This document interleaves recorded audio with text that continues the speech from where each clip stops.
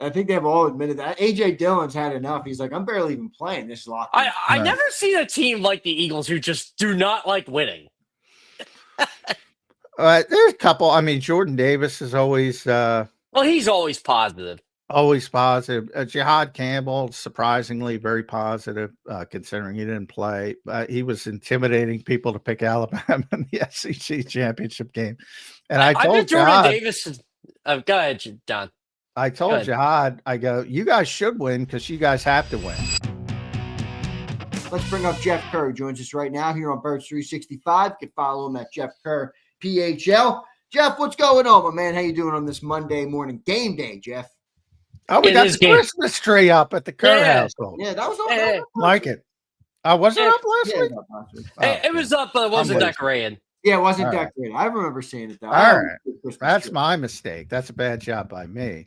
Now, you're probably basking in the glow of Matt Campbell. I'm loving it. What a happy Larry accident. Karras has taken over Pennsylvania. Now he just needs Pitt, and he'll control the whole state.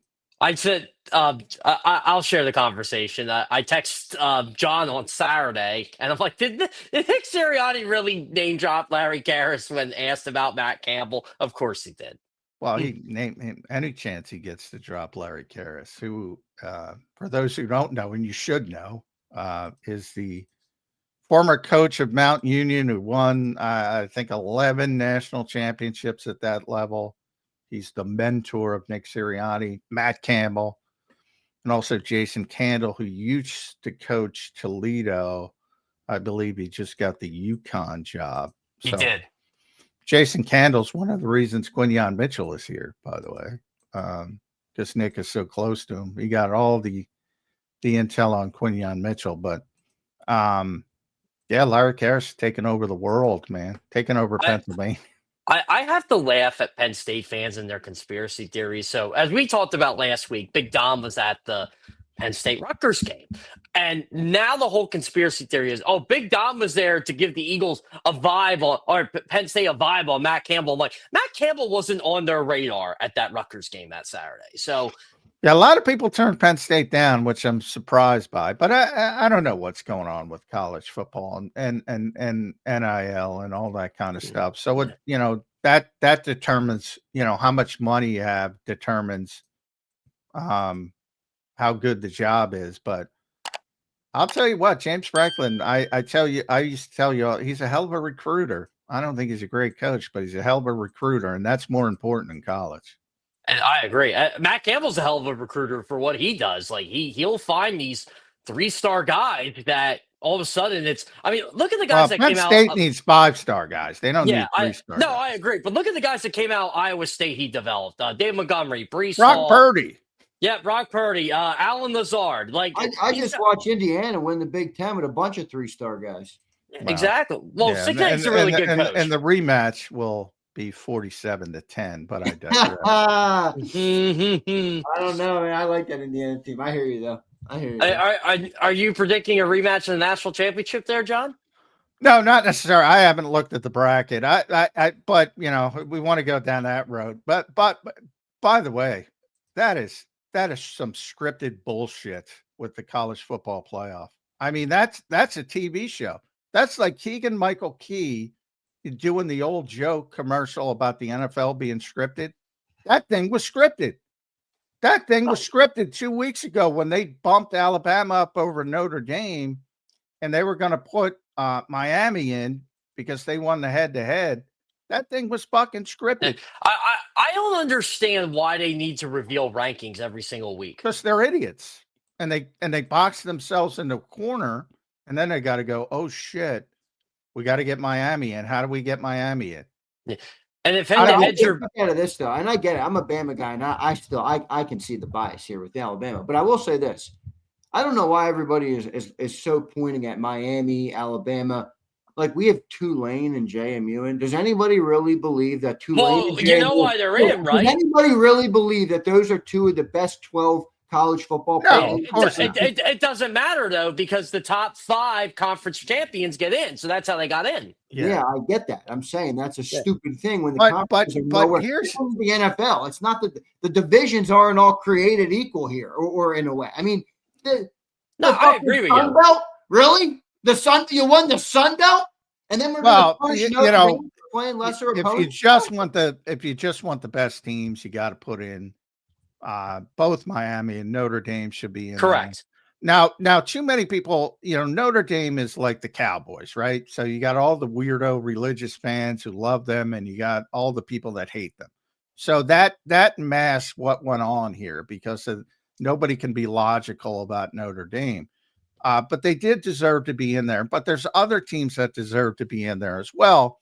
Now, but even if you take into account that, all right, James Madison and Tulane have to be in there. Is that the other team, Tulane? Yeah, Tulane was the other conference. Well, that was like my hot take, and I said it for weeks. The American is better than the ACC this year. That's the thing. Yeah. Now, here's to the Alabama entitlement. And I'm sorry, Zander, but to the Alabama entitlement, because I got a lot of people. I wrote that yesterday on X, and the Alabama fan, again, it's religion for most of them. So they go nuts. And I'm like, any other team, including Georgia, including Texas, in the SEC, gets bumped in that situation. Any other team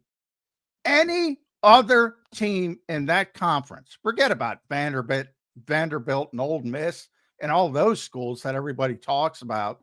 And obviously it's the best conference, but the reality is you can go back to 2023 when Georgia was on a 29-game winning streak, had won 29 straight, lost by 3 points in the SEC championship. And they were out. They dropped out. And a lot of people think they got screwed on it. I don't remember the official call, but a lot of people told me they got screwed as well. I don't remember that, but it may have happened. It may not have happened. Point is, 29 straight, Georgia, and they're out. Now, it was different at the time, obviously, but they didn't drop at all, Alabama, basically. They had already decided. Then you have all these people, well, it's not fair that they have to play in the conference championship game. Okay, I'll buy that because it is, a team like Notre Dame specifically doesn't have a conference. They can sit on the sidelines. They don't have to play a tough opponent. I can buy that. And they can create their own schedule. They can create their own schedule, but that's not the point. They're one of the best teams in the country, whether you like them or not. 100%. Now, to my point is, they are 100%. To my point, BYU is in the same situation. They're above, right? They're above Miami, but they had to play in a conference championship game against blown out like Alabama did. Get blown out. They're out. Why aren't they in? Conference championship games shouldn't matter, but it did matter for poor. And I agree with Zander's point, by the way. You're right, John. There's zero consistency. It seems like it's all subjective to the committee. And I don't think the committee even, I don't know what the hell they watch. I really don't. I don't hear. Well, Zander, to back your point, look, if we're really picking the 12 best, and I know there are outliers because of the automatic qualifications, because it does mean something to win your conference. But I agree with you. If you're really picking the 12 best teams, Notre Dame's one of the 12, period. 100%. Whether you like them or not. Oh, yeah. Not only that, from an entertainment standpoint, Jeremiah Love might be the best player in the country. He should be in New York for the Heisman. He's certainly the most exciting player in the country. So you have one of the best teams with maybe the most exciting player in college football. You don't want him in there? Yeah.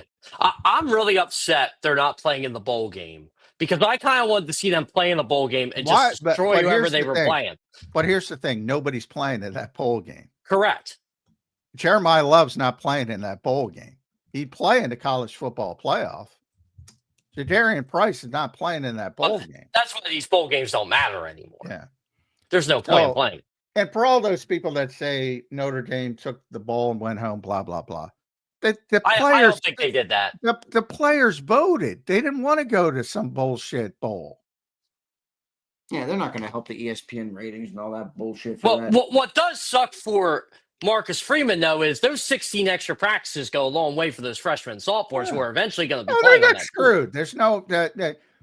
I don't give a shit about Notre Dame. Although I do like Jeremiah Love. I love watching him. I like play. Freeman. Yeah. I'm a Freeman guy. I like I'm Freeman. a Marcus Freeman guy, too. I know Penn State really was after him for a while. I never thought they could get him, but I don't blame him for trying. Yeah.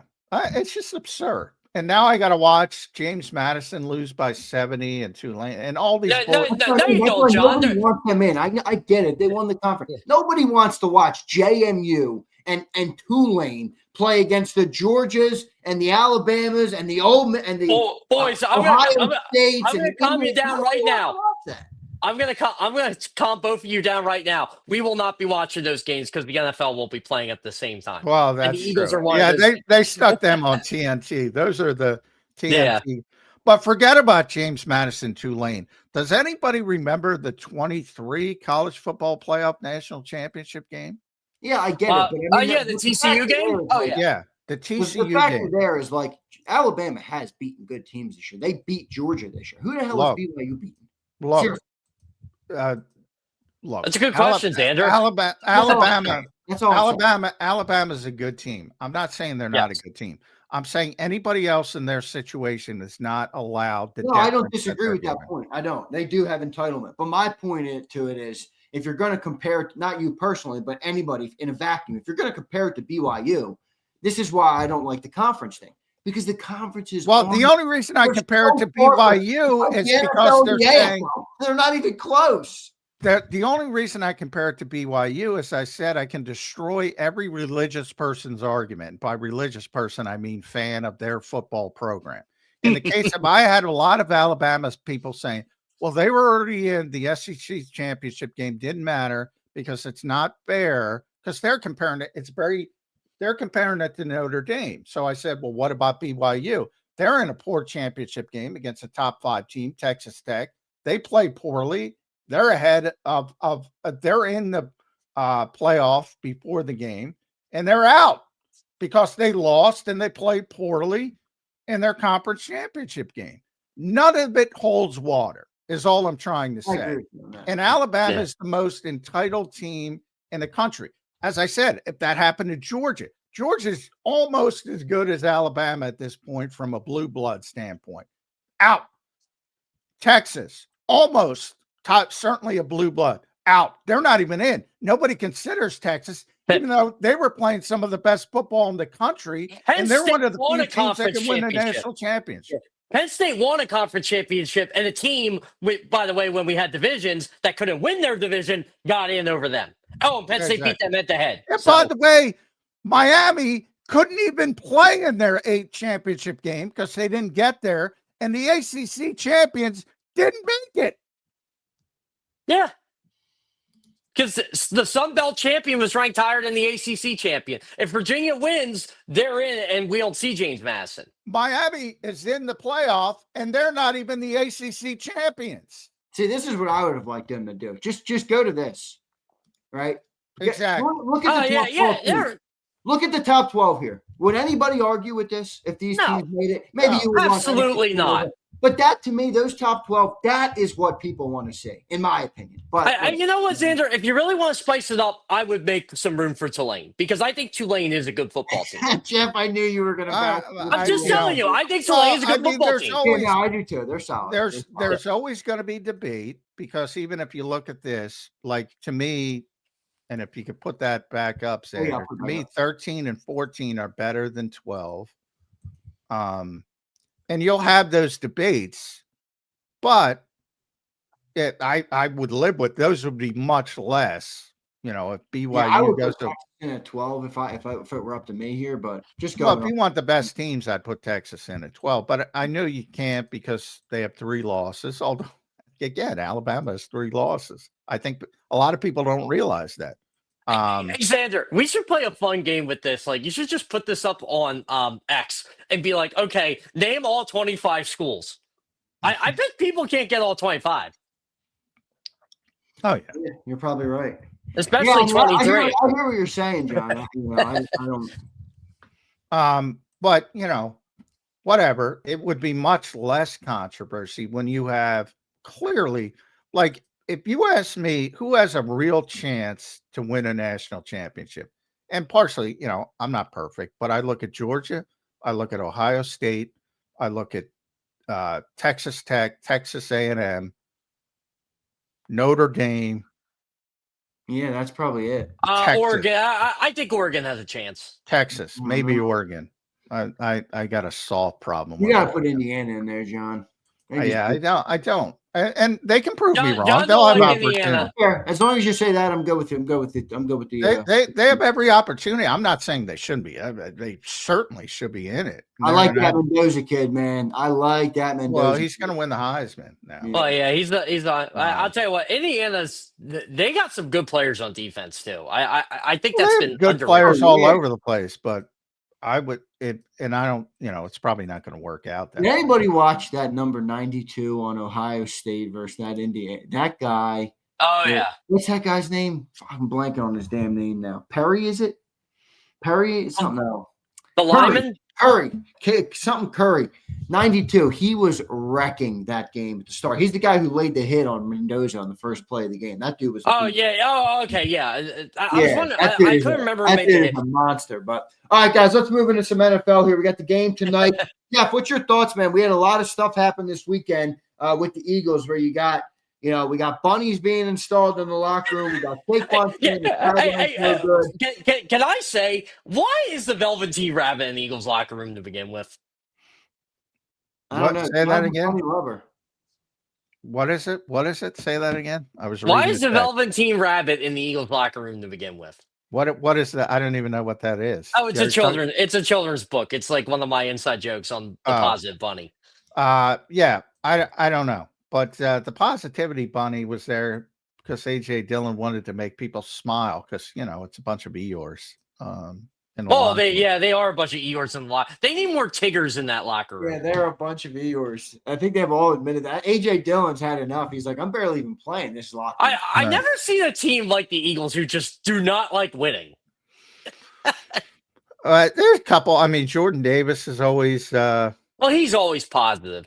Always positive. Jihad Campbell, surprisingly very positive, considering he didn't play. He was intimidating people to pick Alabama in the SEC championship game. And I told Jordan Davis. Go ahead, John. I told Jihad, I go, you guys should win because you guys have to win. Now I was wrong. I was completely wrong. I told him, I'm picking you guys. He intimidated a bunch of cameramen because I was having a big conversation. I said, well, Georgia's a better team, but I'm picking you guys because Georgia, similar to Ohio State against Indiana, they didn't have to win that game. But Alabama had to win that game. This is what I was telling Jihad Campbell. Well, I was completely wrong. Completely. They played their worst game. That's the first SEC championship game where a team has gone scoreless into the fourth quarter, and they're still in. So, apologies. I predicted Georgia to win the game because anybody who's watched Alabama in the last 3 weeks, they have not had a good stretch of football. They're all bye-bye. And apologies to Jihad Campbell if he's listening. It's too early out there. So I know Jordan Davis had a good 48 hours. Georgia wins the SEC championship, and Lando Norris won the F1 title. So he's probably if Jordan Davis is a big game tonight, I won't be surprised. Don't talk about race driving with Georgia. Yeah, don't do it. Don't do it. Well, that's fair. I wanted Verstappen to win that, Jeff. He won the race. I did too. Yeah, I wanted chaos.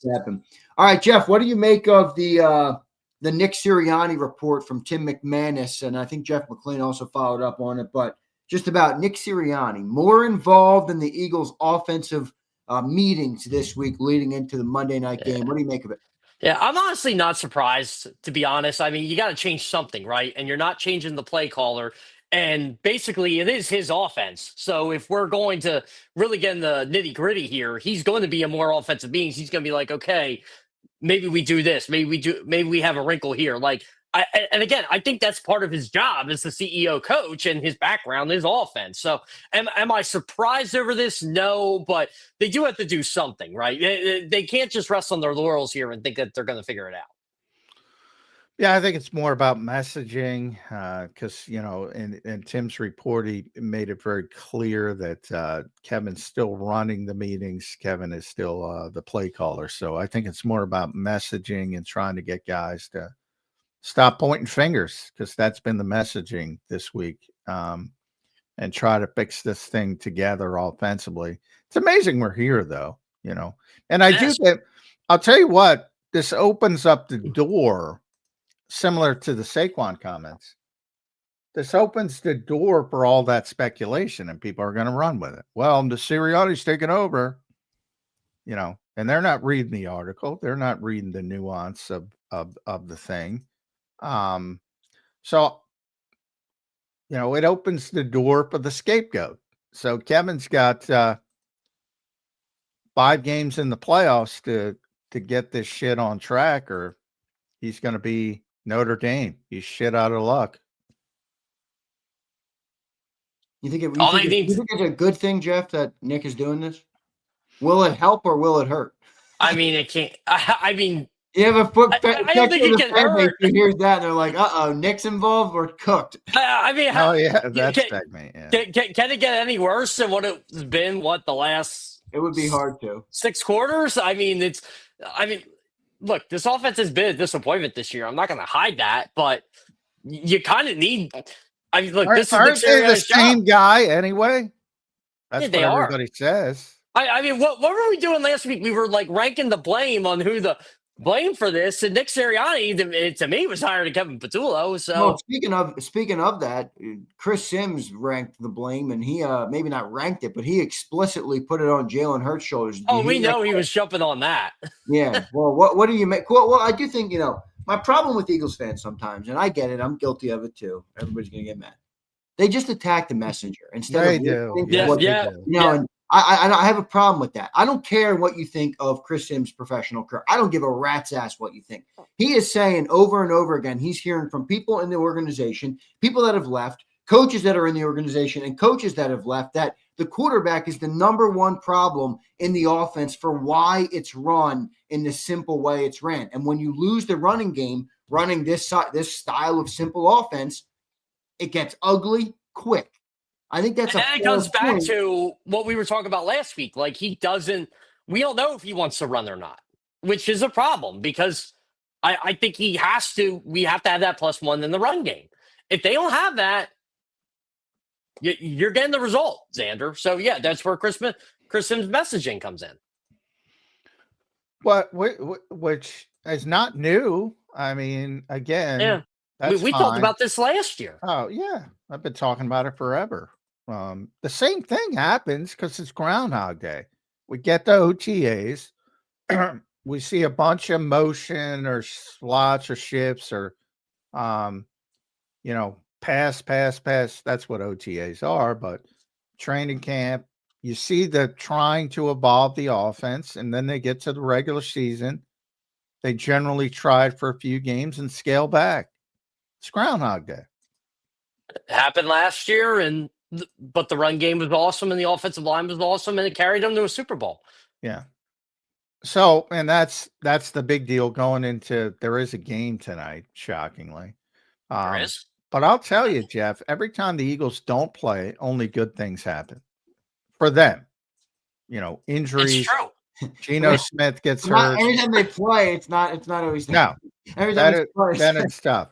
We have to look at the situation in totality now. The Rams lead their division. The Packers lead their division, and the Bucs lead their division. The Eagles beat all them. Yep. So they have a head-to-head tiebreaker. Well, Packers, it won't be a head-to-head tiebreaker because they got a tie unless they somehow tie again. But they do have tiebreakers over these teams.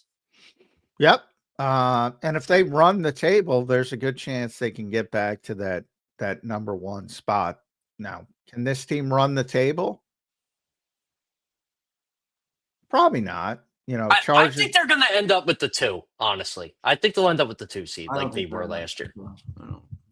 So you They're think not- you'll end up at 3, or where do you think you'll end I up? got them going 3-2 here in these last 5 games here. You know, But, which is fine. That wins the division. So right. Do you guys think Herbert's going to play tonight? I kind of feel like there's some gamesmanship there, and he's not going to play. I think he's going to try to play, but I think you're going to see both. I'll just say this from what I've heard: it is literally a game time decision. So I think he's going to try, but you're going to see like Trey Lance and short yardage where they have to go under center. So I think it's going to be a cluster, you know what? And again, a big advantage for the Eagles. That's why I'm picking the Eagles tonight, because I'm just not sure what I'm going to see out of the Chargers. Yeah, I mean, Marion Hampton's back, so that's a big plus. And he was, for anybody who remembers, he hasn't played since what? I think like week 5. Yeah, but that's the thing, you know. There's going to be some rust there. Yeah, I always, it happens all the time. Well, so and so's back in every game, and they play like shit. I'd rather play Kamani Vidal if we're going to be Exactly. honest. He's playing well. Yeah. Vidal's been good, and I think they will. But yeah, you almost need 2 scores. And you know, I've gone back and forth, but obviously, if Justin Herbert doesn't play, you have to pick the Eagles. The big thing in the game. And look, John, I know you, me, and Zander talk about this, but I think people are forgetting the Chargers do not have their tackles. That's a big win for the Eagles. Yeah. Oh, I think Trevor Penning's over there as their left tackle. He has not done well since they traded for him. Mekhi Becton not worked out since they signed. He signed over there, and it hasn't. He's been injured a lot too. A lot of guys on that team have been been injured. He's not really playing. This team is a Super Bowl contender with their tackles. That's how good their tackles are. Like, so like before the season started, when I was like, you know, you did the whole win-loss thing, I thought this would be a loss, but a little different now because everybody's hurt. By the way, Nick Sirianni and Jim Harbaugh are the number 1 and number 2 winning percentage coaches amongst active coaches in the NFL. Yeah, I think they're the first. I think it was Elias that had this first. But they're the first 2 coaches to have a 700 win percentage and coach in a Super Bowl to face each other. I don't think Jim's that. Let's see. Nick's dead at 700. Jim's at 683. Okay, so yeah, maybe I botched that stat. I have to look it up. Well, I did botch that stat. They win. They win a lot. So yeah. But you know, I'm sure Chargers fans aren't calling for Jim Harbaugh to be fired like Philadelphia. Oh, they will be. I got one. Have you guys seen the latest commentary in Indianapolis? They all want Shane Steichen fired because he's stale. The play calling loses games. Really? I'm reading these tweets last night from it, and I am cracking up. I'm like, you could literally replace. You mean the Colts outperform themselves? People would believe it. This is what Eagles fans say. The same exact thing. Well, I agree. Every fan base is like this too. Every single fan base. Look, I saved one to read to you guys for today. I hate Steichen more than I hate Ballard. Play calling has lost us multiple must-win games. I don't even think it's debatable. We were up 2 scores in the 4th against the Chiefs, and he refused to run clock. Then continues with the same shit. He's abysmal. I would rather fire Shane Steichen for how he's handled Daniel Jones than anything else. Now he's done for the season. Yeah, tough, that's brutal. But by the way, the Jaguars are really good. Can we just they're good. Call a spade a spade. The Colts are the 3rd best team in their division, and the Texans are good too. The Texans are really good. Yeah, Texans defense is. Well, you know, I saw everybody putting up the Texans defensive stats today. I mean, there were like 6 drop passes in that game too. Yeah, there were from Kansas City. So you got to be careful with all these things, but they have a very good defense. And they're getting better. The Texans, the Colts aren't going to make the playoffs. They're cooked. They're done. So they might lose out. Have you seen their final schedule? Yeah, it that's bad luck. I mean, Riley Leonard's the backup quarterback. You're screwed. So I go on Kansas City radio station, the Chiefs flagship station, every Tuesday, and we were talking about this game last week. And I said, "Would it shock you guys at all if the Houston Texans played in the Super Bowl?" And they all said no. because of that defense, and they were legit worried about this defense. Like they were all convinced Kansas State was going to be 6-7 after Well, this no, game. anybody coming out of the AFC wouldn't surprise me. Literally, Correct. anybody, Yeah. because there's no team to hang your hat on. I It's guess really shaping up to be a weird year in the AFC, though. I mean, as it stands right now, Ravens on the outside looking in, Chiefs on the outside looking in, Bengals on the outside looking in.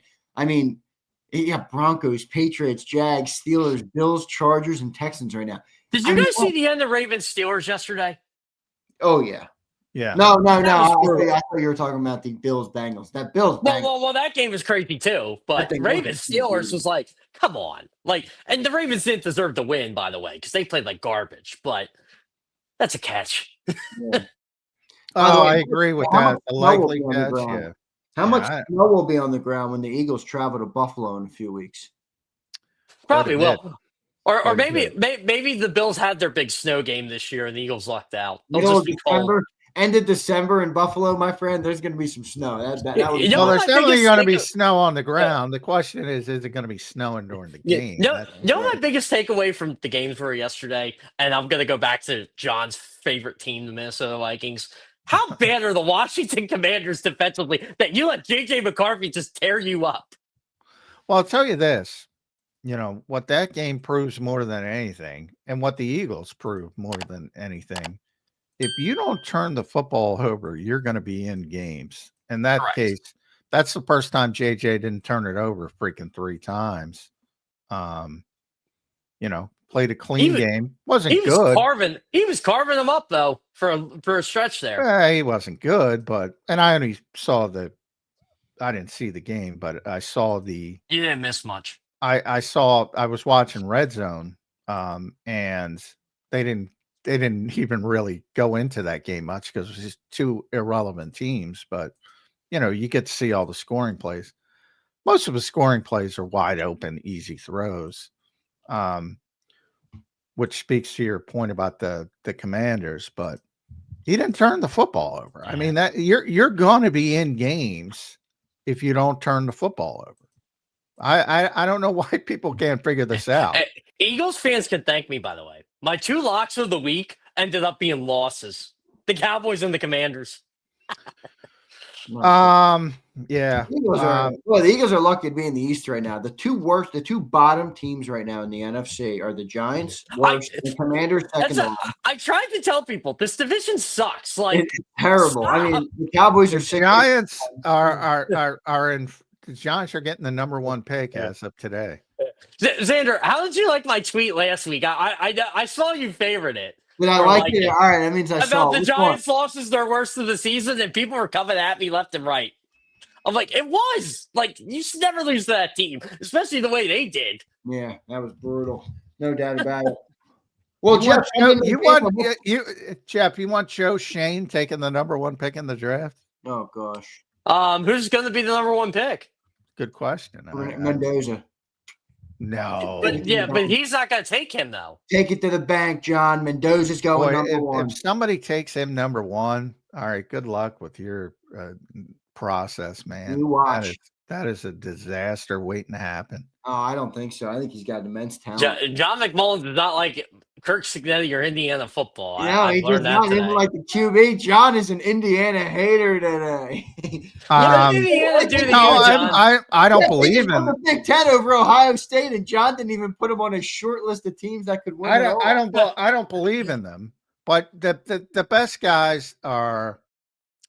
So let's take a look at Kuiper's top 50. Not that Kuiper is big board. No, this even worse. He's got Love number 1, which I agree with. I think he's the best player in the country. But there's that Caleb Downs from Ohio State. Yeah, he's a beast. He transferred. I love him.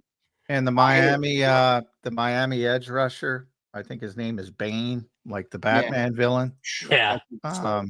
Those are the guys. Oh, we all know the best player can't go in the draft this year, and that's Jeremiah Smith.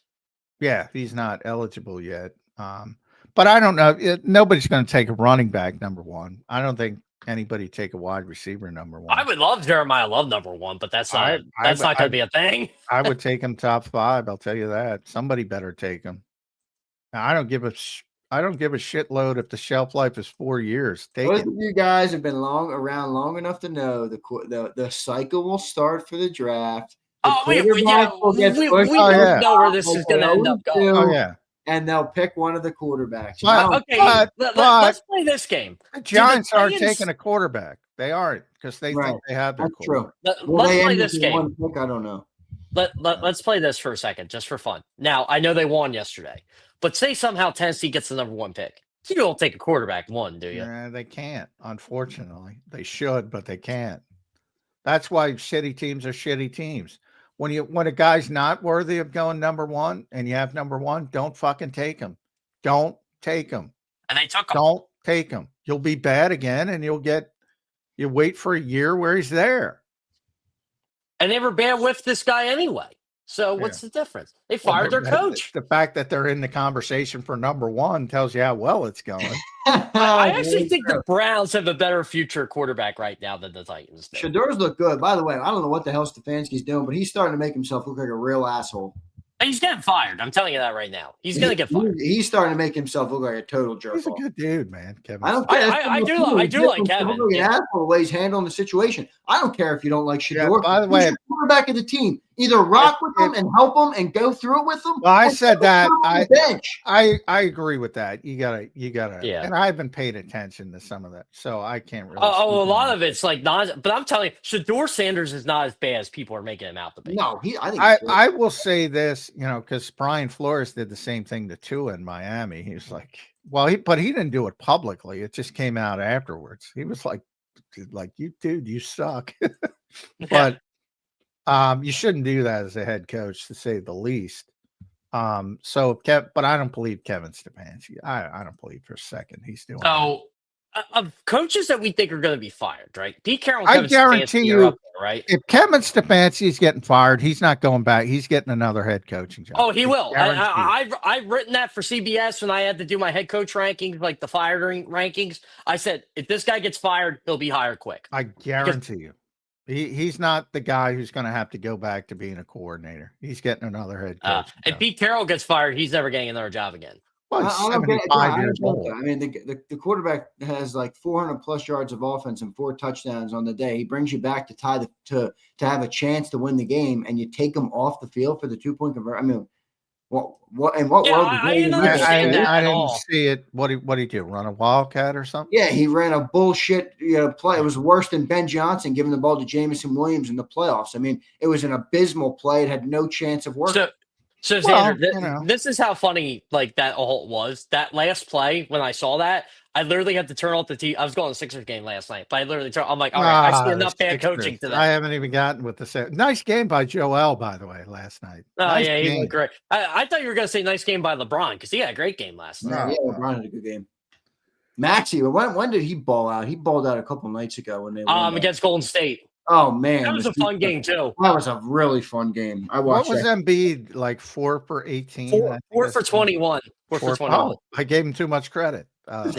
He was 1 for 11 in the first half, and somehow was a plus 14. I understand. My God, can we just pull the fucking plug, please? You know who doesn't suck, even though he does make a lot of money and he probably should be more productive than he is, but he doesn't suck. Paul George. Paul George, good player, no doubt about it. He's still a good player.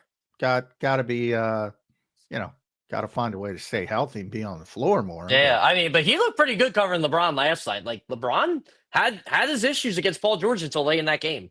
I can't even watch that team. I can't. And I was, and Zander will tell you, I was excited early in the season because I wanted to see VJ Edgecombe to develop.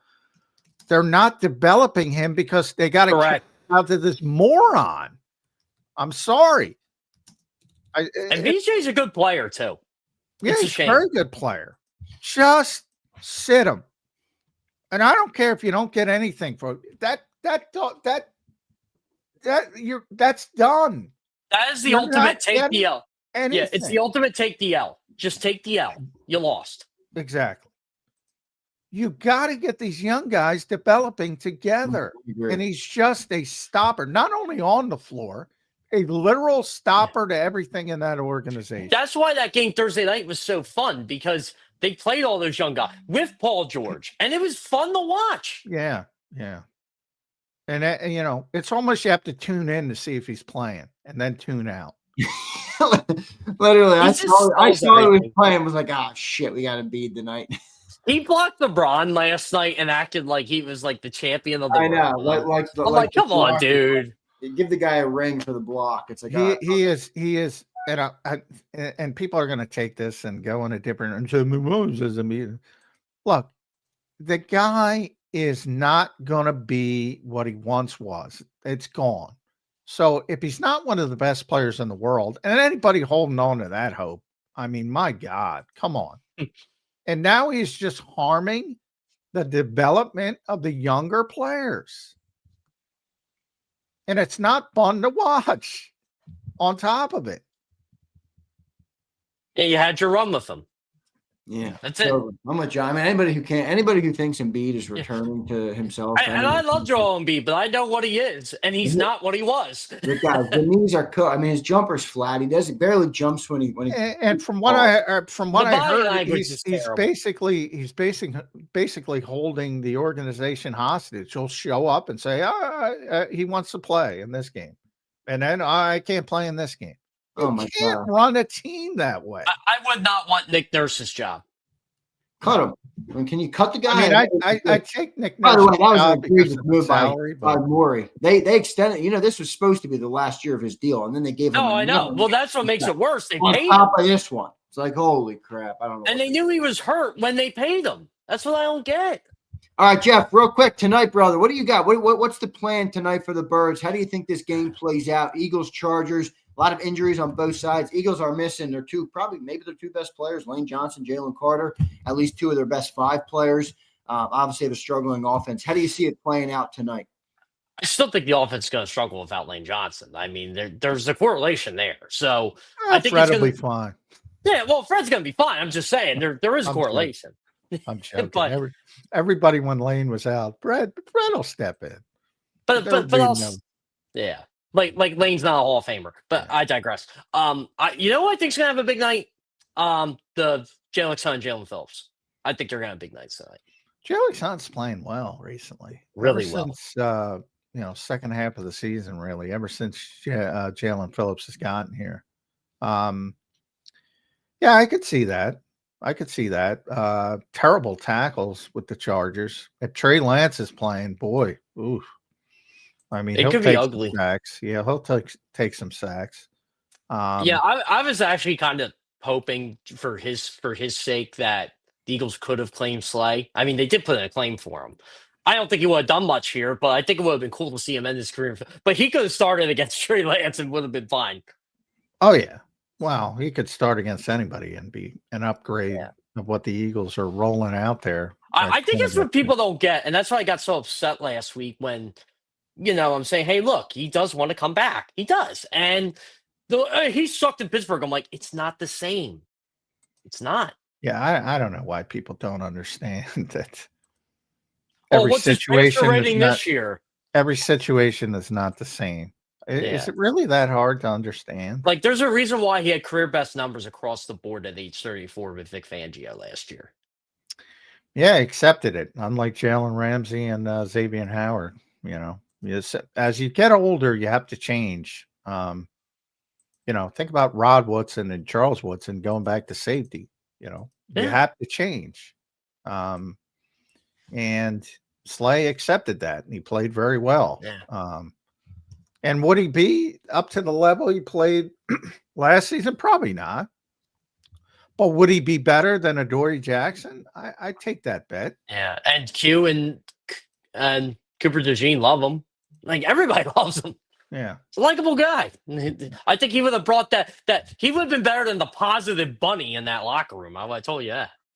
Come on, the positivity bunny? Don't kill the positivity bunny. Oh, I'll deflate the positivity bunny. I'm sure it is deflated. There's not enough room in there. I couldn't believe John. I thought John would go curmudgeon on the pod. I'm not gonna lie, and John totally. I think John is. Morning was like, I love the positivity. I thought you were gonna rip it.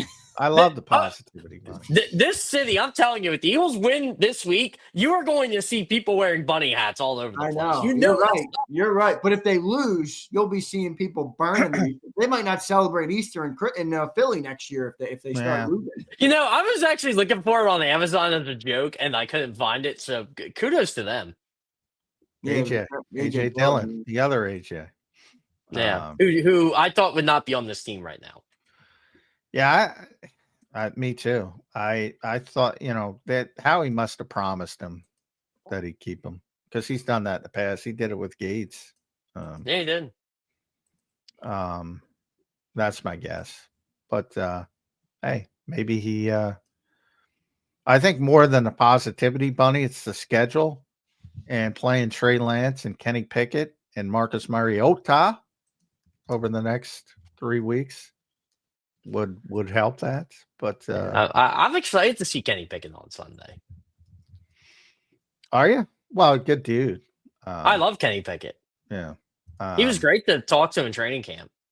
Nothing but great things to say about the Eagles organization, obviously. Yeah, he was a good backup quarterback. He played well when Jalen got hurt. He almost won that game in Washington. Yeah. I'll tell you what, Kenny Pickett really likes Shador too, Zander. Back to Shador. Kenny Pickett liked him. Yeah, I believe it. I like Shador. I think Shador's going to be a good player. He's obviously got a big personality that some people don't like. But I'm telling you, if Shador Sanders' name was Zander Krause, you would never hear this. Dude, every quarterback has a weird-ass personality. Everybody's a little different. Jalen, does anybody really think Jalen Hurts doesn't have an interesting personality? Oh, yeah, but I can say Dylan Gabriel stinks. I can say JJ McCarthy stinks. I can say Cam Ward stinks, but I can't say Shador Sanders stinks. Zander, back to Jalen's personality. I'm telling you, a swarm of hornets could be flying around his head, and I think he keeps the same facial expression. But has Shador stunk, John? That's the question. I don't think he's played well. I don't think he's played well at all. I mean, I don't play. He's a fifth rounder. They're irrelevant. First team, and he's working his. I mean, he just had 400 yards of offense, 0 reps in the summer, John. I mean, come on.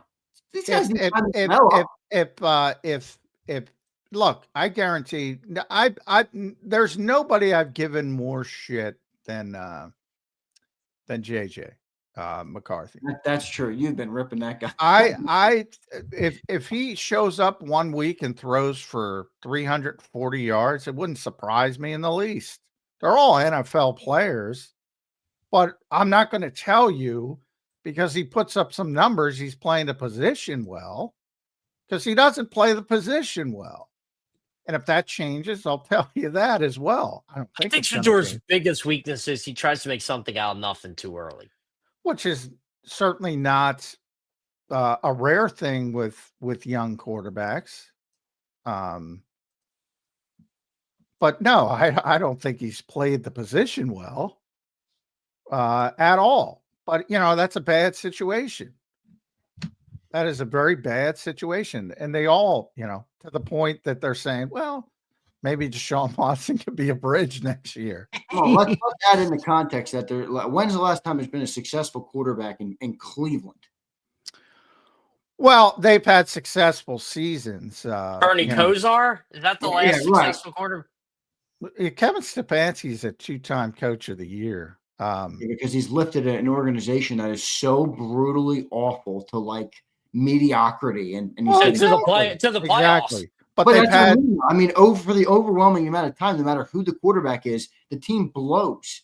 I mean, you have to add. It's like Daniel Jones. Everyone said he sucks. He's with the Giants. Well, now he doesn't suck. Well, now he's out. But now he's out. But yeah. Yeah, I mean, you get my point. Sometimes quarterbacks are in these environments where they're never going to succeed. They're never going to thrive. By the way, his grade on PFF, I just looked it up. He hasn't played enough to be ranked. His grade is 38.9. The guys behind him are Drew Lock, Kenny Pickett, Riley Leonard, Jalen Milroe, Max Brosmer, and Quinn Ewers. That's it. When did Riley Leonard get into a game this year? Yesterday. But before that, he only had 6 snaps. That's why. And the guys behind him, Drew Lock played 30. This is not updated with yesterday, so we'll probably go up a little bit. Drew Lock played 30, Kenny Pickett 7, Riley Leonard 6, Jalen Milroe 3, so irrelevant. Max Brosmer played the one game, was atrocious. Quinn Ewers 12 snaps. So of the guys who played meaningful snaps, he's last. And the guy who's second to last is Dylan Gabriel. And the guy who's third to last is our old buddy Carson Wentz. And JJ McCarthy is fourth. And then Cam Ward. So there's this season has been so long I forgot Carson Wentz actually started multiple games. Yeah. So, look, the quarterback in Cleveland is not there, is what I'll say. I think he's done a good job, but I get what you're saying. Jeff, do you think the Eagles will win the game tonight? I do, yeah. I do. More of the uncertainty of the Chargers, and I don't think the Eagles defense is going to play as bad as they did. I'll point this out, Zander. I tweeted this morning. So the Eagles, their worst 2 losses of the season, in my opinion, the 2 where they played the worst, came on short weeks after they had a fourth quarter collapse. And they responded the first time when they had 10 days. Let's see what they do tonight. But I think it's going to be a tough game. But I think they eventually win the game, and then I think they'll beat the Raiders. And, it's hard to count division games with the Commanders, but boy, do the Commanders suck. So take it for what it's worth. Yeah, well, we'll see. I think the Eagles need to win this. I mean, I do too. Lose tonight, they once again will give the Dallas Cowboys some life. I don't think the Cowboys deserve any life at this point. But no, they don't. They're a 5-hour football team. I agree with you. I mean, also, Monday night 2 years ago was when the red flags really came up. I mean, the red flags were already up, but they really came up after they let Drew Lock just destroy their defense for a 92-yard touchdown. Excuse me, Jeff. How is your thought process on the team shifted in the last couple of weeks? I mean, they start 4-0, and they're 4-4 since then. And a lot of people call September kind of a BS month in the NFL where there's no preseason now. Like the games are sometimes ugly and not representative of how good a team is. So they're 4-4 in their last 8 games. Has your thought process on them being a Super Bowl contender changed at all? Well, until the last week, honestly, I felt a lot better about them when they were 8-2. But look, I don't think there's anybody in this league that's like, they can't beat them, right? We had that big Rams discussion last week. I still think they can beat the Rams. Do I think they can beat the Rams right now? Probably not. But I don't think there's a team that scares me in this league. But they need to get back on track, right? That's the thing. They need to roll up a couple wins here and get themselves in position. But overall, if we're ranking top 5 teams, I still think I put them in there just because of the body of work. Yeah, I don't know, man. But they would be put them in there when I include the run that they're on, and that includes the resume of 24 and what they've been able to accomplish. If I was isolating it to 25, just 20, and I know you don't do this, but yeah, I would put them nowhere near the Super Bowl conversation right now. I would just because and they could show me some things where I would. But if I just because 25 season, I'm not putting the Eagles in a Super Bowl contender. For me, it's just because I don't think there isn't like a team where I'm like, oh, they just can't beat them. I feel like this with everybody, like the Rams. I don't know if they can beat the Seahawks in a couple weeks. But then again, I don't know if the Seahawks can beat the Rams again, right? So it's weird. Like everybody thought the Bears were like this great team, and then the Packers beat them. Now the Packers are on top. So what happens when the Packers lose a bad game again? Or I will say, coming off, poor JG's going to get fired too. Arizona. Oh God, the Cardinals. I would say right now, and this old Eagles fan should enjoy this. I'm going to say the Rams are going to win the Super Bowl. They're the most complete team. They're the most complete team. I agree with them being the most complete team for sure. I would agree with that. If you ask me who the best team in the NFL right now is, I would say the Rams. I'm struggling to buy the Broncos. I love their defense, but I'm buying the Patriots too. I don't even care about their schedule. I buy the Patriots more. Who do you buy more, the Patriots or the Broncos? I buy the Patriots more. Yeah, I buy the Patriots. I would buy the Patriots. Yeah. Drake May, I love the way he plays the position. I'm telling you guys, if this team does make the playoffs, do not sleep on the Texans. Just don't sleep on them. Yeah, that defensive line is so good. They'll wreck any game. I mean, like Denver does. Denver wrecks everybody. Every single week they do this. That's true. I feel a little bit better about the Houston offense than I do about the Bronco offense, but maybe I should. Houston offense has been spotty as well. But they are starting to play the young guys though, which is I think the AFC is such upheaval. I think the 7 seed could win. It's like the Jaguars could go to Super Bowl with that defense, and if Trevor Lawrence ever kind of figures it out. Well, you would think he'd be better prepared to figure it out than some of the younger guys. Certainly Nick, maybe, even May. Wouldn't surprise me if May shit the bed in the playoffs. Because it tends to be a learning situation when you're in there for the first time. I have to look this up. I know the Jaguars. I think they played the Texans again. Am I wrong on that? No, yeah, they're done with the Texans. So they split. That's right. Jaguars beat them in week 3, so they're done. This is the Jaguars. This is their schedule the rest of the way: Jets, Broncos, Colts, Titans. I love that Zander brought up all the shit Shane Steichen's taken. I mean, that team looked unbelievable early in the season. Yeah, Zander, I really enjoyed when you were just scrolling through on that. It is entertaining if you look up Shane Steichen. Yeah, it is. And my point more was just to highlight, like, everybody. No, I say it all the time. Every NFL city is the same. Yeah. Like all the people, how many times in the offseason when we do list season and certain lists the Eagles fans would hate, and I'd say it's the same in every NFL city. Maybe it's more, there's more media here, but every quarterback in every NFL city gets the same shit as Jalen Hurts. Same shit, same. And again, not faulting Eagles fans for it because, look, they're following their team and their media people and everything else. They're in their bubble. But yeah, you're right, Zander. Shane Steichen's getting it. Jonathan Gannon gets it every single week in Arizona. Well, he actually sucks. Well, I know, but I'm just saying. They lost a lot. But before they lost a lot of close games early in the season, a lot of one-score games. They were in every single game. And I think it's taken its toll on them. Yeah. Until the wheels came off. You remember the one idiot he yelled at on the sidelines, which he shouldn't have done, for was that what's the running back's name? I thought it was Murray DeMarcado or something. Murray DeMarcado. He dropped the football before the touchdown and all that weird stuff happened. They lost the game. Like, I know he's with the Eagles, letters and logos. I know they taught it here, so I assume he teaches it in Arizona, and what that means, letters and logos, because either the team name is printed in the end zone or the logo is printed in the end zone. So that's what they're saying, letters and logos. That means hold on to the freaking football until you see the letters and logos. Yeah. That's on the player. Jeff, you think the Eagles are cooked tonight if they lose? No, because of their schedule. Because they're although we'll have fun tomorrow if they do lose, Zander. We're gonna have fun if they win. We're really gonna have fun if they lose. Like, John, your ability to remain optimistic on this team has kind of blown my mind. It's not. John, you said earlier in the show, you're like, even if they lose tonight, don't overreact. I'm like, they're 4-5. Because they're winning. They're winning. Stay if they lose tonight. They are winning the NFC East. They are winning the NFC East. I know they are. The one of the worst division. I called it last week. It's over. And that's before the Cowboys. I don't know, man. They can't lose tonight. And that thing might come back into question, John.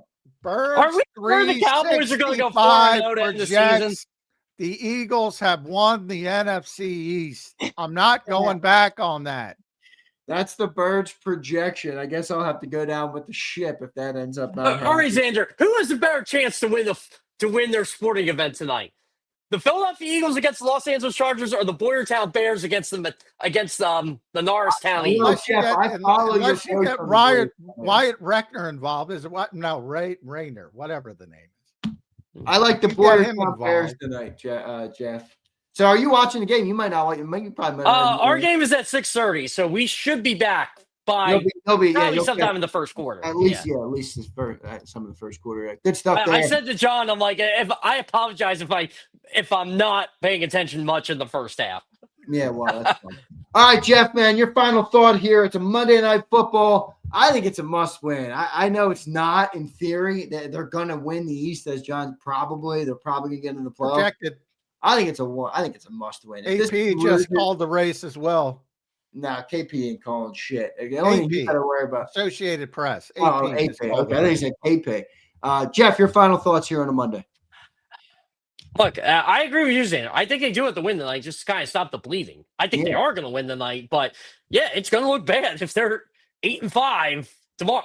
I'm with John though. I still think they're going to win the division. They're going to be probably the 3 seed in the playoffs, but I think if you want any opportunity to stop the bleeding, get everything right, potentially, and look, I think if they win tonight, I think they're going to end up as at least the 2 seed in the NFC.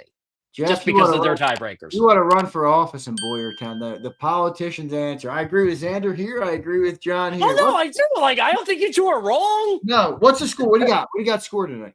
I'll tell you what. I'll see the Eagles actually put up some points tonight. 27-23. I like it. I like that score. I'm good. We'll go that. 27-23 Philly. I got it written down. Jeff, thank you, brother. We appreciate it. As always, make sure you guys follow him at Jeff Kerr, PHL. Good luck to your Boyertown Bears tonight, my friend. Appreciate it. It's a big game. It's a big game tonight. We're trying to go 2-2. So big game. All right, go get it, Jeff. Make sure Embiid shouldn't play.